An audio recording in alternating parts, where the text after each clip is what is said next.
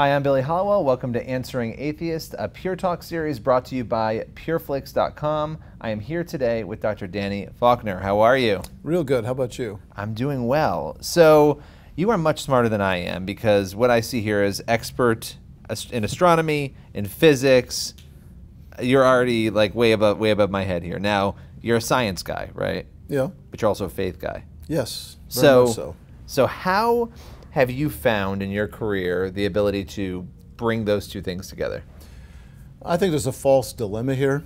Really, we sometimes talk about science being conducted in two ways. One of them is what we call experimental or observational science. I do observational science since I'm an astronomer. We don't experiment on stars very well, but we can observe those quite a bit. And that's studying the world as it now exists in the here and now. And that's 90% of what science does, what science is and what scientists do. The problem we run into is when people start talking about origins or historical science, the question of where the world come from, where do people come from, where do stars come from. These are things we don't generally observe. These are things in the past. And so consequently, we can spin tales about this. We can even do it in a scientific sort of way with using scientific principles and so forth. But how do you test something like the beginning of the universe?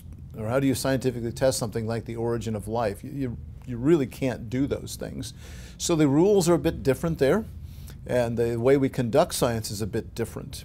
And so when it comes to the everyday science, the observational science, we have little to quibble with. It's when we start talking about the past that we have a problem. So I don't have a problem at all with science and faith. I think it's a false dilemma, as I said, that people want to put up there. Well, and it's one that is used to sort of diminish Christianity to a degree, too. It's like, oh, well, the crazy people with the emotions and the feelings, about things they can't prove, and then here are the facts over here. Right. Now, that's the other false dilemma. They want to argue that science is a way to find all truth, and religion is about finding values. Christianity is about finding morals. They sometimes say that the science tells you the how, and religion tells you the why, perhaps. But that really gives short shrift to Christianity in general and to God, because I think they're coming from a worldview. They've hidden this assumption in there that science is the way to find all truth. And hidden inside of that is the assumption of naturalism, that only the natural world exists or only the natural world matters. And if it's only natural things, then that precludes the supernatural. And so you've precluded, when it comes to origins, the possibility that there might be a creator. I mean, that's as simple as that. And so I believe if you have rejected, before you get started, the possibility of a creator, then you're going to have to try to come up with a naturalistic way in which, a physical way in which the world came to be and how we came to be. And it doesn't, if it turns out you come up with a way to do that, and it turns out to be very convoluted, very complex, very improbable, it doesn't matter, because that's the only solution you have. And I think that's the dilemma that people who believe in evolution have, or this naturalistic origin there. There are a lot of things in this world that I think defy probability in coming about naturally. But you have to go with that if you've already precluded, before you get started, the supernatural. And I think a true scientist, a person who's really curious about the world and searching for answers and the truth, can never preclude those kind of possibilities. Yeah, well, you hear these things about the placement of, Earth and Sun and Moon, and, if things were off by just a little bit, what would happen? And, I don't know the ins and the outs of that, because I'm not a science guy, right? But I would imagine looking up into the sky, studying astronomy, looking at physics, that you're encountering laws and regulations and things that exist that, as you were saying, would seem improbable to emerge on their own. Yeah, back about 15 years ago, there were a couple of books written. One by a Christian, Guillermo Gonzalez. He wrote on the Earth being a privileged planet, he called it. And a DVD was made about this. And about the same time, a couple of other astronomers, they aren't Christian as near as I can tell, wrote a book called the name escapes me off the top of my head. Rare Earth is the name of the planet, name of the book, excuse me. And in that book, they argued just how extremely rare the Earth is. And they were doing this just by looking at the facts. They weren't coming at it from a Christian worldview, a creationary worldview, where there must be a God, we must be unique. They were saying just from the science alone, the Earth is a very improbable place. and they were arguing that the Earth is probably unique in the universe. And in the last 15 years or so, there's been far more data that have suggested the same thing. So it's not just Christians, Bible-believing people who have come up with this conclusion. Actually, people with a very fair look at things, an unbiased look, have reached the same sort of conclusion. Well, it's the reasonable reaction of discovering a house in the middle of nowhere and being like, well, somebody, like, the house didn't just drop out of nowhere, it didn't form itself, and that's an oversimplification, but looking at what is out there in the universe and what is even here, and talking with others in this series about just the human body and just all of the complexities, it seems completely improbable that it's an accident. But one of the things I've noticed a lot of atheists will do is they'll proof text and they'll point to something in the Bible. And one of the things is in Leviticus 11 when you see a bat being referred to in a group of birds. And so that's suddenly an argument of, well, because that's there and the bat isn't a bird, the Bible can't be true at all, right? Right. That's what they argue. That's what they argue. Right. That's what they argue. So how do you respond to that sort of, Well, that particular argument, you got to realize, until fairly recently, everybody thought the bats were birds because they flew. Now we look at something a little more important in that we think they're warm-blooded, they suckle their young, they give live birth, they have hair rather than feathers. Those are the features we look for. But throughout much of history, until a few hundred years ago, everybody concluded that, or included, I should say, bats with birds. And I have no problem with that kind of system where you classify animals.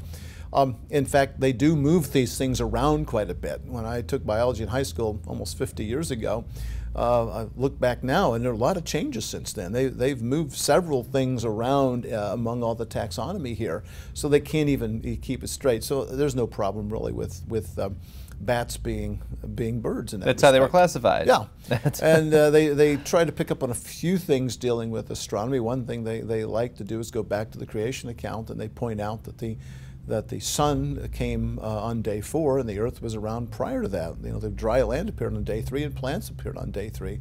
And they try to point out that's somehow a problem.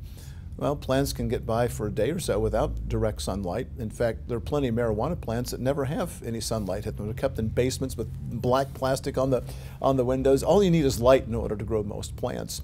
So there was light. That's just one of the little inconsistencies that evolutionists like to throw up sometimes about the Bible dealing with astronomy, at least. Are there any other big ones that come to mind? Not readily that they pick up. They pick up on other things, but they would just pretty well dismiss the entire creation account anyway. Well, there's been this discussion about flat Earth ideology. So can you take me through that debate over that discussion and what's going on there? Yeah, that's been something that's actually consumed a good deal of my time over the past 3 years. Most of us grew up thinking or learning that everybody thought the world was flat until Christopher Columbus 500 years ago now. And that actually was not true. Aristotle, around 350 BC, that's almost 2,500 years ago, wrote a book on the heavens where he gave several arguments for the earth being a sphere. And he was well regarded in his lifetime. People listened to Aristotle while he was alive. He was a wise man at the time. And star pupil, Alexander the Great, conquered much of the known world, and they took that Greek culture everywhere they went. And so in the West, people have believed that the earth is a ball for about 2,500 years, close to 25 centuries. This myth, this lie that everybody thought the world was flat was concocted in the 19th century to try to cow the church into submission on Darwinism.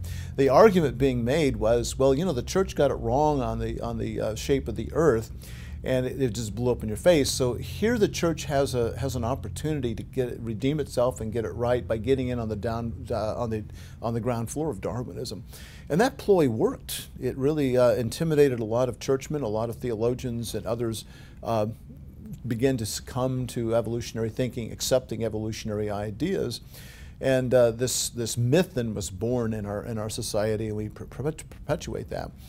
And it's about that time a group of Christians, a small group at the time in the 19th century, took up this argument. As specious as it was, the church never taught that. The Bible doesn't teach that. And they began to argue, yeah, the church did teach that, and the Bible did teach that. We need to get back to the fundamentals of the faith. And this idea grew in the late 19th century, kind of died out in the early 20th, and just about petered out completely But then about 5, 6 years ago, people began to reintroduce this on YouTube and social media, and the thing's blown up. Why? I wish I knew the answer to that. I sometimes say the internet will be the death of us yet. But it used to be if you wanted to promulgate ideas, you had to get your printing press working, you had to get books and stuff, and hand it out to people or sell it, and that was hard to do. But now anybody with just a minimum of investment can put up a YouTube video or put up a website, and many people are there looking for alternate realities. I can run down a whole long list of conspiratorial ideas and so forth that people have, and people get sucked into that. And also it sounds very holy and very righteous. And people hear, well, the Bible teaches the earth is flat, and they give you a list of these verses that they want to spin that particular direction, which I think is, again, fallacious. I've investigated all 240 plus verses that people claim, and it doesn't teach flat earth. But this has become quite a movement in the secular world, but also in the Christian world. There are churches that are dedicated to this, whole websites. It's amazing how many people have fallen into this. So I tell people, if you haven't met anybody like this yet, well, you may have, you just don't know it yet because they're not talked to you about it. But I hear from people all the time how it's tearing churches apart, tearing families apart, and friends suddenly become very alienated from people. And I was just going to say, what's the danger of this? Oh, the danger is terrible. If you get a family member who falls into this, they can be all wrapped up in conspiratorial ideas. They can think that they're a dedicated Christian and you're not. And that's part of the allure here. I make it a comparison to ancient Gnosticism from 2,000 years ago. One of the tenets of Gnosticism was secret knowledge that led to a higher level of spirituality or salvation itself. And so if Gnostics would teach, you come and learn from me and I will share my wisdom and you too will become enlightened. It's exactly what's going on with flat earth. People have found this great, deep, dark secret that's the world has been perpetuating a lie, and they're all this time, and their eyes have been opened. See, people love that. People love that. Yeah. And that's the reason why it's a perverse part of human nature. People love gossip for the same reason. I know something you don't know, but I'll tell you if you'll keep it quiet. People are attracted to the secret knowledge, and it makes them feel very good. They congratulate themselves for being very smart. In this case, being smart and being spiritual to get this. So I tell people that pride will get you into flat earth, and then pride will keep you there, because in order to fall for this, you have to succumb to some pretty bad arguments, and you have to admit to yourself first that you were fooled by some very, very poor arguments, and then admit to a few other people you've actually talked to that said, hey, I was wrong about this. And that's humiliating to do and difficult for most people to walk back. So I've discovered that once people get deep enough into it, I can't help them. I've been writing and speaking about this, and I pitch to people who either are on the fence or heard about this and want answers, or maybe gone a little way in, or had friends or family that have fallen into it. But I find that if people get so far into it, nothing I can say will change their minds. Yeah, it's interesting where bad science and bad theology can get you, right? That's right, and both of them there because they argue both. They argue a biblical argument and they argue a so-called scientific argument for it. And I've had discussions with people, and they're fierce about this. And what I've discovered is they seem to think they know more about physics than physicists do. They know more about astronomy than astronomers do. They know more about Hebrew than Hebraists do.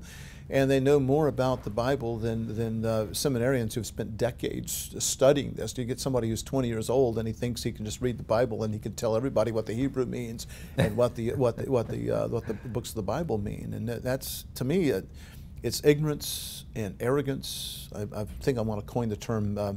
Come and put those two. How you put those two words together, ignorance and I'm still working on that term. There should be a word. Yeah. There should be a word there for those two. And ignorance, maybe. I don't ignorance. know. There you go. It could be, but they're pretty fierce about it. And I try to have compassion for people because I realize they've been fooled. But the whole time they're looking down on me, thinking I'm the one who's been deceived and misled in all of this. Very strange. It's a very strange one. Now, transitioning back to atheists a little bit, what's the most frequent critique that you've heard, from atheists, just in general, when it comes to maybe even your place as a Christian who works in the sciences? Well, they don't believe God has any place in science. They try to say that science is to try to find natural natural explanations for things. There's been a subtle redefinition of science. When I was young, the definition of science was the exploration or the study of the natural world using the five senses. Now it seems to be just a search for natural explanations. And again, it gets back to what I spoke about earlier, the fact that you've already eliminated with that definition any possibility of the creator involved anywhere else in the whole world. But in the case of the original definition of science, it doesn't address whether there's a creator or not. It simply says it's the study of the natural world, which puts limitations on what you can know and not know. If there is a world beyond the natural, then science can't get you there. But then there's the argument that science has answered all these questions. You know, you don't need God because we have the Big Bang. We don't need God because we know that life came about naturalistically and so forth. On it goes. So there's a belief among a lot of people, scientists included, that that science has made God no longer necessary. We have all the answers of how the world came to be. And as a scientist, I know better than that. They've got some ideas about the past, but these things cannot be proven in the conventional way. And they tend to overlook a lot of the problems that these naturalistic explanations have. What is the most frustrating part of trying to navigate, not just because you're navigating people who might be on the Christian side who are believing things that are not true, and then you're navigating atheists at moments who are not buying anything at all about faith. What's frustrating about your job? We'll start there. Well, in my job, I don't encounter people like that very often, you know, where I work now, and even when I was at the university for many years, I didn't really encounter that too much. But I think when you have discussions with people like that, the most difficult thing is to find some common ground.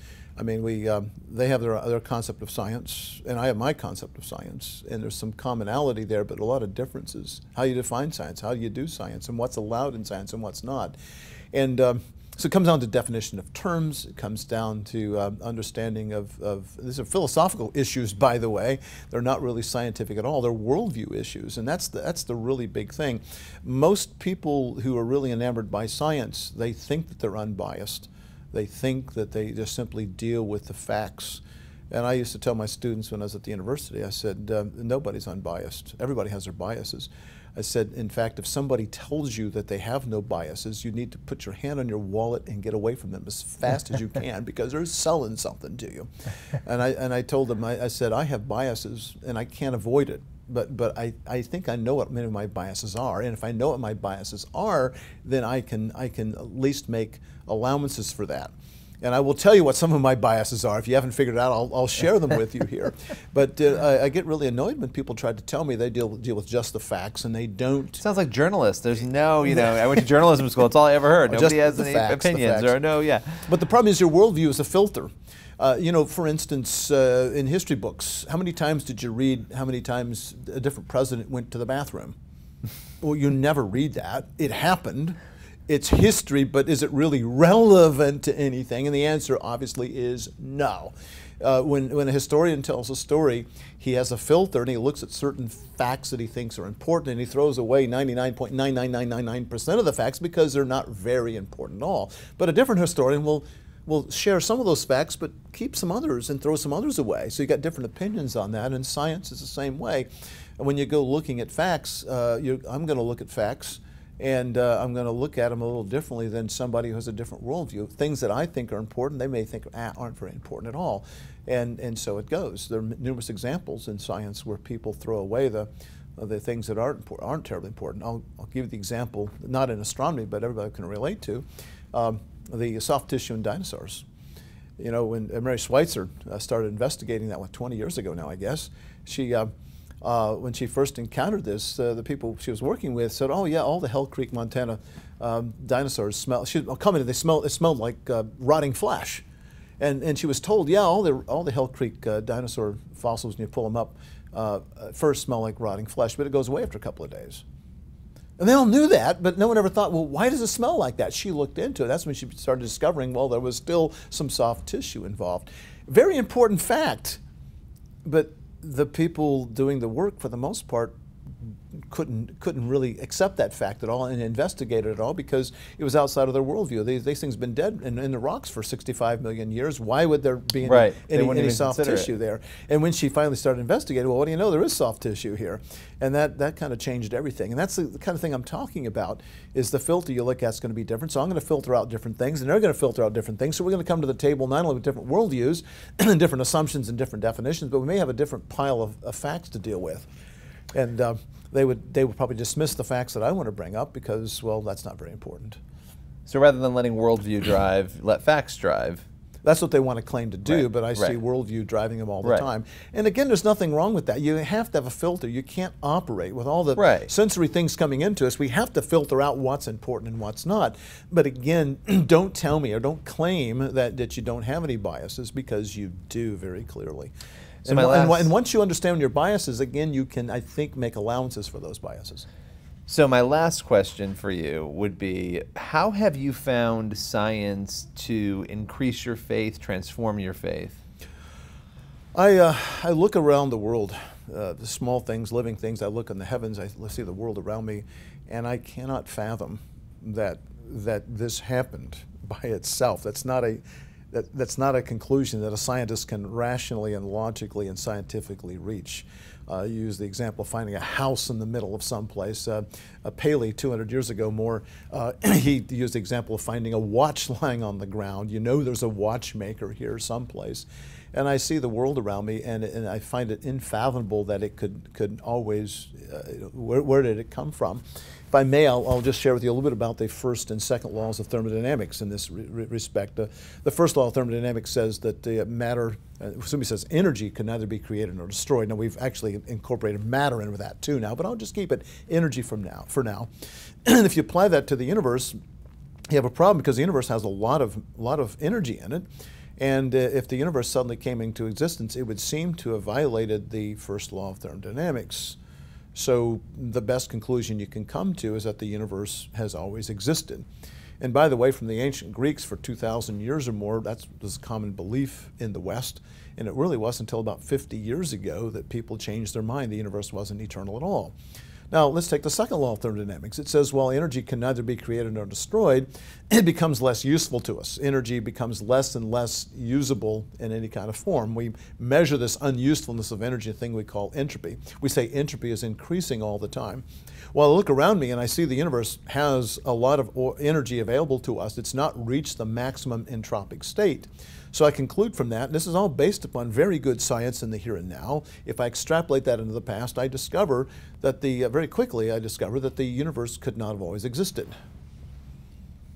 Now, keep in mind what the first law said. The first law said the universe could not have just popped into existence, so it must have always existed. The second law says the universe couldn't have always existed. It must have come into existence sometime in the past. Those two ideas contradict each other. And in the physics or the science of the here and now, those two laws, the first and second laws of thermodynamics, fit together very nicely to describe the world that we see. But when you extrapolate them into the past, you end up with this huge contradiction. And the first and second laws of thermodynamics are very well established. They work very well in the here and now, but we have a problem when we go into the past. So I think you can argue scientifically that the questions of origins is really a tricky thing. And if you extrapolate these two very well established principles into the past, you end up with a contradiction. That tells me, I think, a good scientific conclusion is that the universe, the origin of the universe, does not have a natural physical explanation. As a scientist, I'm arguing that there's something beyond the universe, supernatural.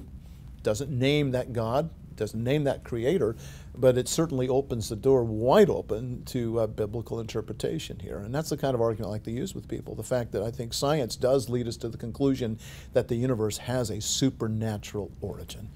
And once you do that, then suddenly you can turn to Scripture. You can go someplace else from that. You know, science itself won't direct you where to go, but at least leaves the possibility now, a scientific conclusion, that the Bible is a possible solution to this dilemma. Where can people go if they want to read more of your work? Well, I have a number of articles on our website, answersingenesis.org. It's quite a clearinghouse with tens and thousands of articles on it, some written by me. The content changes every day.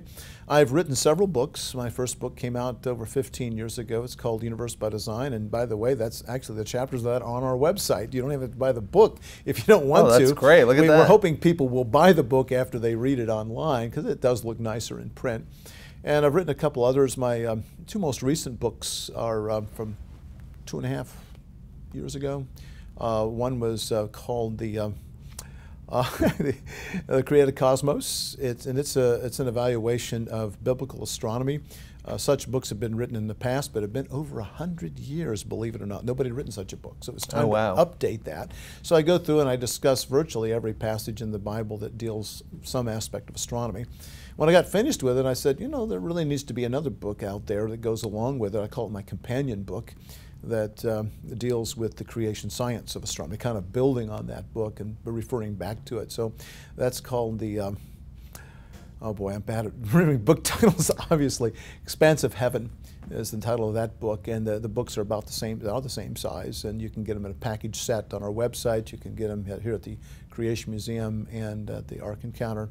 We have them both for sale as a package set and individually as well. And that really, between the two books, probably about 500 pages of text, has sort of complete my ideas about how I look at the world in terms of my science and my Christianity. Well, I know there's people out there who will want to know more and read more, so I appreciate you coming down and chatting with us today. Oh, my pleasure. Everyone else, you can tune in to pureflix.com and facebook.com/pureflix for more daily inspiring content.